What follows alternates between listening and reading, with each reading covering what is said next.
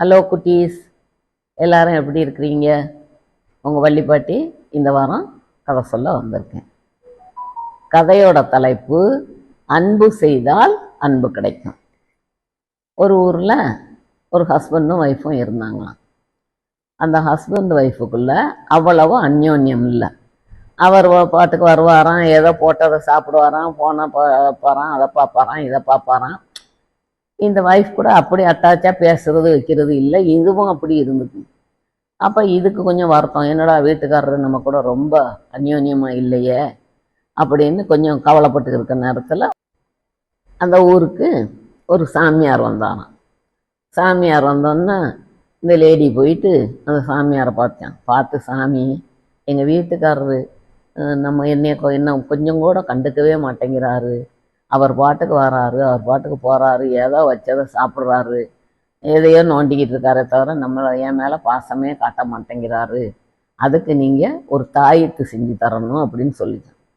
அப்போ அவர் சாமியார் சொல்லியிருக்காரு, சரி உனக்கு தாயத்தை செஞ்சு தர்றதுல ஒன்றும் தப்பு இல்லை, அதுக்கு நீ கொஞ்சம் சிரமப்படணுமே அப்படின்ட்டு சாமி சொன்னான். என்ன சாமி, என்ன செய்யணும் அப்படின்னு? ஒரு குரங்கோட நகம் வேணும், நீ அந்த நகத்தை கொண்டாந்தா தான் தாயத்து செஞ்சு தர முடியும் அப்படின்னு சொன்னாராம். குரங்கு நகத்துக்கு எங்கே சாமி போவேன், அது எடுக்கிற கஷ்டமே. அப்போ ஒன்றும் பண்ண முடியாது, உன்னால் முடிஞ்சா குரங்கோட நகத்தை கொண்டு வா, அப்போ நான் தாயத்தை செஞ்சு தரேன் அப்படின்னு சாமியார் சொல்லிட்டு நகத்தோட வந்து சேருன்ட்டு போயிட்டாரான். இது பார்த்துட்டேன், என்னடா அது சாமி குரங்கு நகம் கேட்குறாரு அப்படின்ட்டு, சரி குரங்குக்கு என்ன பிடிக்கும், பழங்கள் பிடிக்கும். ஒரு நாள் என்ன செஞ்சான், கொஞ்சம் பழங்கள் எடுத்துக்கிட்டு ஒரு காட்டை பார்க்க போச்சான். அப்போ அங்கே போனால் ஒரு குரங்கு இருந்துதான். அந்த குரங்குக்கு முன்னால் ஒரு பழத்தை வச்சுட்டு இதை கொஞ்சம் தள்ளி நின்றுச்சான். குரங்கு சுற்றும் முத்தும் பார்த்துச்சான், இந்த லேடி ஏதாவது பண்ணுமான்ட்டு பார்த்தான். அதான் அந்த அம்மா அமைதியாக இருக்கவும் மெதுவாக வாழைப்பழத்தை எடுத்து சாப்பிட்ருக்கு. சரி இன்னைக்கு குரங்கு வாழைப்பழம் சாப்பிட்ருச்சுன்ட்டு வீட்டுக்கு வந்துருச்சான். அடுத்த நாள் போய்க்கல இன்னொரு பழத்தை கொண்டுட்டு போயிருக்கு. அப்படி அதை கொண்டு போய் டெய்லி அதுக்கு ஒரு சாப்பாடை கொண்டு வைக்க, அந்த குரங்கு வந்து சாப்பிட, இது என்ன செஞ்சால் திரும்ப 2 பேருக்கும் சேர்த்து சாப்பாடை கொண்டுட்டு போயிருக்கு. அப்போ 2 பேரும் கொஞ்சம் அந்த குரங்குக்கு இது மேலே கொஞ்சம் பாசம் வந்துடுச்சு. 2 பேரும் கொஞ்சம் நெருக்கமாக பழகியிருக்காங்க. திரும்ப இது சாப்பாடு கொண்டு போகிறோன்னா 2 பேரும் சேர்ந்து சாப்பிடுவாங்க. அந்த குரங்கும் ஒரு பக்கம், அந்த அம்மா ஒரு பக்கத்தில் அப்படி சாப்பிட்ருக்காங்க. அதுக்கும் பிறகு பார்த்தாக்க குரங்கு நம்ம மடியில் படுத்துக்கிற அளவுக்கு நெருக்கமாக பழகிருச்சு. அப்போ ஒரு நாள் இந்த அம்மா கேட்டுச்சான், இந்த லேடி கேட்டுச்சான், எனக்கு உங்ககிட்ட ஒன்று வேணுமே அப்படின்னு. அப்போ குரங்கு, என்ன வேணும் என்கிட்ட, உனக்கு தர்றதுக்கு என்ன இருக்கும்?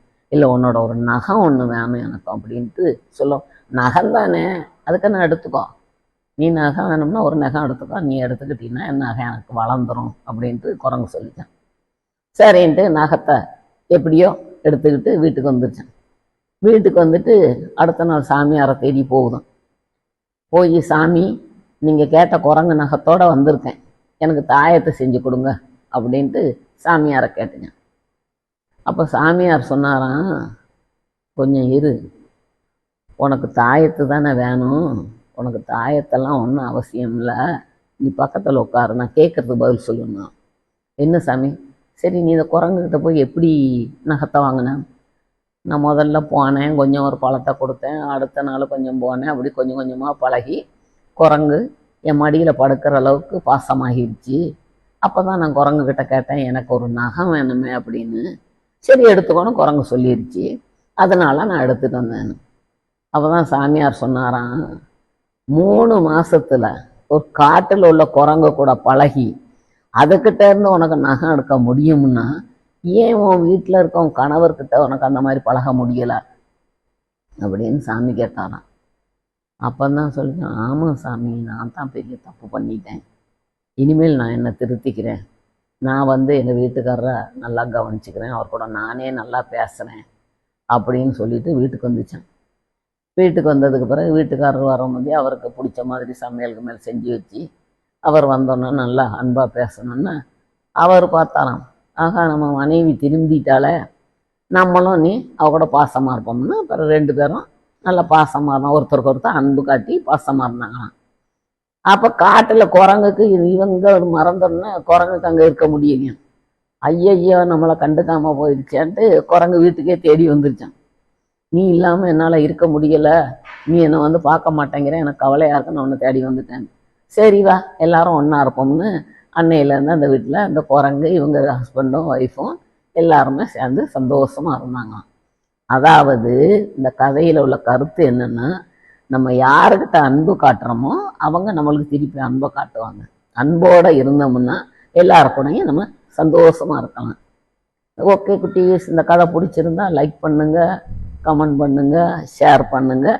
இன்னொரு கதையோட பார்ப்போம். பாய் பாய்.